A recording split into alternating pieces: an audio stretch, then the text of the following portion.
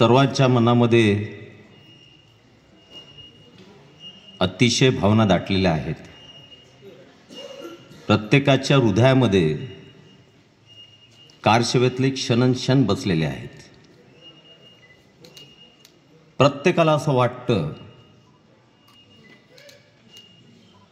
की त्यावेळेचे अनुभव कथन करावेत, कारण प्रत्येकाचा सहभाग हा उद्याचा जो आपला भाग्याचा दिवस येतो आहे त्यासाठी सगळ्यांचा समर्पित असा त्यावेळेचा काळ राहिलेला आहे. आणि मी माझं भाग्य समजतो की मी कारसेवेत गेलो नाही किंवा नव्हतो, कारण माझं कॉलेज चालू होतं, त्यामुळे मोजरी कॉलेजमध्ये असताना. पण तू आज भाग्य एवढ्यासाठी की कारसेवेत गेलेलो नसताना या सर्व कारसेवकांचं सत्कार म्हटल्यापेक्षा त्यांचा दर्शन घेण्याचा योग मला आला. हे माझ्या जीवनातलं मी सगळ्यात मोठं भाग्य समजतो.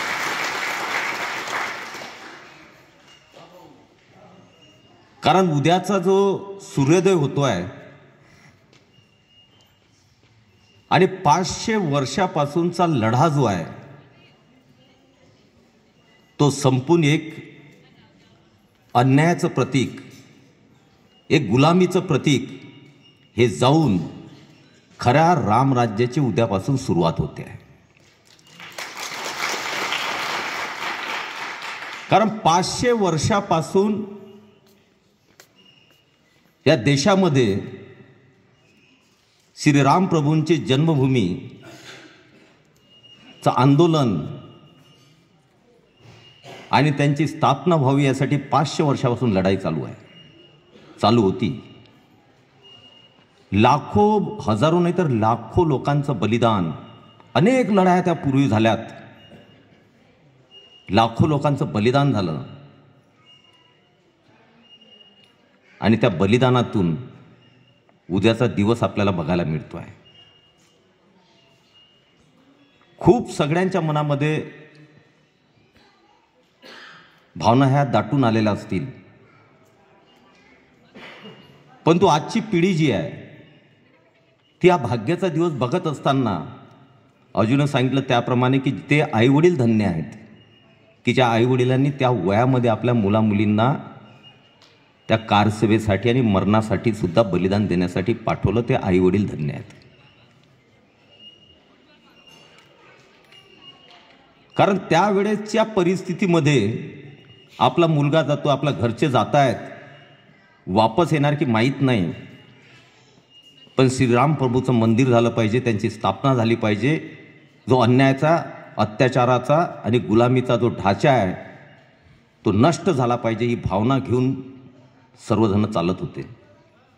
आम्ही तेव्हा कॉलेजमध्ये होतो, आम्ही पेपर वाचायचो, खूप घटना यायच्या घडायच्या. आणि त्यानंतर म्हणजे अजूसारखे आमचे लहानपणीचे मित्र असतील, मनोज असतील, हा आमचा सर्व ग्रुपच आहे. यांच्यासोबत माडीखेलमध्ये राहत असताना ह्या चर्चा किंवा त्यांचे अनुभव हे निश्चितपणे ऐकण्यास मिळाले. कारण टी व्हीवर यायचं किंवा पेपरमध्ये जेवढं वाचायचं तेवढं, पण जे प्रत्यक्ष अनुभव आहेत त्या सर्वांकडून लहानपणापासून जेव्हा माडीखेलमध्ये असायचो, कॉलेजनंतर मी दवाखाना टाकला, तेव्हा सगळ्यांचे अनुभव वाचायचे. आणि त्यावेळेचं दृश्य काय असेल की शरोईची नदीचा त्या पाण्यामध्ये हजारो शव, असे तरंगते शव, कारसेवकांचे त्यावेळेस 90च्या कारसेवेमध्ये तरंगणारे शव, असे हजारो शव होते. कोणाचे होते, कुठून होता, कोणाचा मुलगा कुठून गेला, काही माहिती नाही. त्यानंतर त्यांच्या आईवडिलांना आतापर्यंत माहीत नसेल की कोणता आपला मुलगा कुठं गोळीबारामध्ये किंवा कोणत्या नदीमध्ये फेकला गेला. आणि अशा या वातावरणामधून ह्या लढाया होत, हा संघर्ष होत, त्यानंतर विश्व हिंदू परिषद आणि संघाच्या माध्यमातून पुन्हा एक लढा उभारला गेला. मोठ्या प्रमाणात कारसेवकांची हत्या झाल्यानंतर सुद्धा हिंदू समाज, हिंदू मन जे आहे ते श्रीराम प्रभूंच्या भक्तीमध्ये एवढं तल्लीन होतं की त्यानंतर माननीय लालकृष्ण अडवाणीजी यांची रथयात्रा महादेशामध्ये निघाली. रथयात्रेमुळे प्रत्येक गावामध्ये संघ परिवारांनी सगळे आपला हिंदू समाज जो आहे, प्रत्येक गावामध्ये प्रत्येकाचा सहभाग, कोणी कारसेवत गेलं, कोणी त्या गावांमध्ये पूजन केलं असेल, कोणी विटांचं दान केलं असेल, कोणी काही दिलं असेल. सगळ्यांच्या मनामध्ये होतं की मंदिर झालं पाहिजे आणि भव्य झालं पाहिजे. ती रथयात्रा सुद्धा अडवली गेली. त्यानंतरचं पुढचं आपल्याला सगळ्यांना माहिती आहे, या देशामध्ये रामाचं अस्तित्व सुद्धा नाकारलं गेलं की राम हे काल्पनिक आहेत, राम हे अस्तित्वातच नव्हते, रामसेतू अस्तित्वातच नाही. या सगळ्या काल्पनिक कथा, या पद्धतीचं वातावरण भारत देशामध्ये सातत्यानं चालू होतं. त्यामुळे हिंदू समाजामध्ये चीडसुद्धा होती. आणि मग तो 1992चा 6 डिसेंबरचा दिवस उजाडला. तेव्हा टी व्ही होतेच, ब्लॅक अँड व्हाईट होते, काही साध्या याच्यामध्ये टेलिव्हिजन आलेले होते. तो 6 डिसेंबरचा दिवस निश्चितपणे सगळ्यांना आजही जसाच्या तसा आठवत असेल. जे तिथं प्रत्यक्ष होते त्यांच्या हृदयामध्ये आणि त्यांच्या डोक्यामध्ये एवढे असतील की प्रत्येकाला वेगवेगळे विषय आहेत, प्रत्येकाच्या भावना वेगळ्या आहेत. पण बघणाऱ्यांना सुद्धा त्या दिवशी एवढा आनंद झाला होता की जे हिंदू समाज पूर्ण त्या दिवशी आनंदित होता की जो अन्यायाचा अत्याचाराचा ढाचा आज पाडला गेला, त्याबद्दल सगळ्या देशामध्ये उत्साहाचं आणि आनंदाचं वातावरण. त्यानंतर बऱ्याच घडामोडी घडल्या, बऱ्याच दंगली झाल्या, बरेचसे त्याच्यामध्ये त्यानंतर मारल्या गेलेत, खूप प्रकार झालेत. तरी पण राम मंदिर काही पूर्णत्वास किंवा पुढे जात नव्हतं. त्यानंतर खऱ्या अर्थानं न्यायालयीन लढा चालू होता. एकीकडे संघर्ष चालू होता, ढाचा पडलेला होता. रामलल्लाची मूर्ती एक छोट्याशा टेंटमध्ये विराजमान होती. रामलल्लांचं स्वतःचं मंदिर किंवा स्वतःच्या घरामध्ये जाण्यासाठी लढा चालूच होता, न्यायालयीन लढा चालू झाला. आणि मग ज्या रथयात्रेचं सारथीच म्हणतात ना, सारथ्य ज्यांनी केलं ते माननीय नरेंद्रभाई मोदी हे त्या रथयात्रेचे सारथी होते. आणि तोच दिवस यायचा होता की नरेंद्रभाई मोदी म्हणतात पंतप्रधान झाले 2014मध्ये आणि न्यायालयीन लढाईला वेग आला. आणि मग त्या न्यायालयीन लढाईमध्ये काय झालं, कशा प्रकारे, त्याच्यामध्ये आपण खोलात जाण्याची काही आवश्यकता नाही आहे. पण ती लढाई जिंकल्या गेली आणि तो दिवस उजडला की न्यायालयाने निर्णय दिला की मंदिर तेच आहे. आणि त्यानंतर विश्व हिंदू परिषद असेल, RSS या सगळ्यांनी आपल्याही गावामध्ये आजही त्यावेळेसच्या इथं 5-5 रुपयापासून सगळ्यांनी जेवढं असेल तेवढी दान देण्याचा प्रयत्न केला. पण उद्या एक भव्य मंदिर हे उभारलं जातं आहे.